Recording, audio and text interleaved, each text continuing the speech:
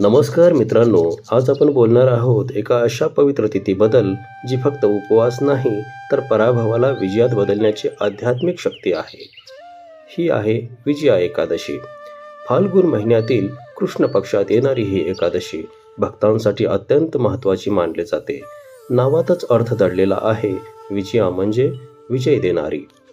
पौराणिक कथेनुसार भगवान श्रीराम यांनी लंकेवर आक्रमण करण्यापूर्वी ही एकादशी पाळली होती.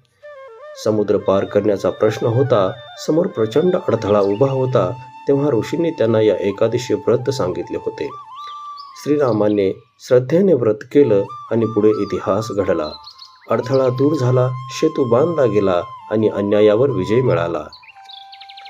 ही कथा आपल्याला काय सांगते? आपल्या आयुष्यातही समुद्र असतात, कधी परिस्थितीचा, कधी पैशाचा, तर कधी नात्यांचा. आपण समोर उभं राहून विचार करतो, आता पुढे कसं जायचं.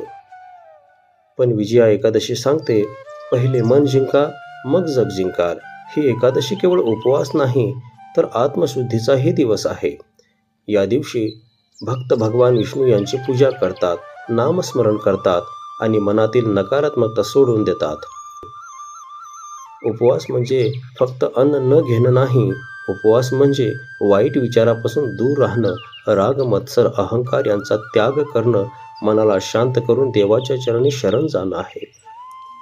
कधी आपण पाहिले का, आपण जास्त घाई करतो तेव्हा चुका होतात, पण जेव्हा आपण शांत थांबतो, शांत होतो, विचार करतो, तेव्हा योग्य निर्णय घेतो. विजया एकादशी म्हणजेच हा थांबण्याचा क्षण आहे, विचार करण्याचा क्षण आहे आणि जीवनाच्या रणांगणात उतरण्याच्या आधी आत्म्याला मजबूत करण्याचा क्षण आहे. असं मानलं जातं की या दिवशी व्रत केल्याने अडथळे दूर होतात, कार्यात यश मिळतं आणि मनाला स्थैर्य प्राप्त होतं. आज जर आपण अपयशात असाल, मनाने थकलेले असाल, तर या विजया एकादशीला एक संकल्प करा की मी माझ्या भीतीवर विजय मिळवेन, मी माझ्या कमतरतेवर काम करेन आणि चुकीच्या सवयी सोडून देईन. कारण खरा रावण बाहेर नसतो, तो आपल्या आत असतो, अहंकाराच्या रूपात, आळशीपणाच्या रूपात, नकारात्मकतेच्या रूपात. आणि जेव्हा आपण स्वतःवर विजय मिळवतो तेव्हा खरी विजय होतो. मित्रांनो, ही एकादशी आपल्याला शिकवते, विजय तलवारीने नाही तर श्रद्धेने मिळतो.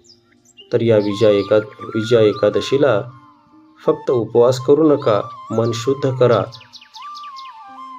नकारात्मकता सोडून द्या आणि आपल्या जीवनाच्या समुद्रावर सेतू बांधण्याचा निर्धार करा. जय श्रीराम. हरि ओम. श्री स्वामी समर्थ.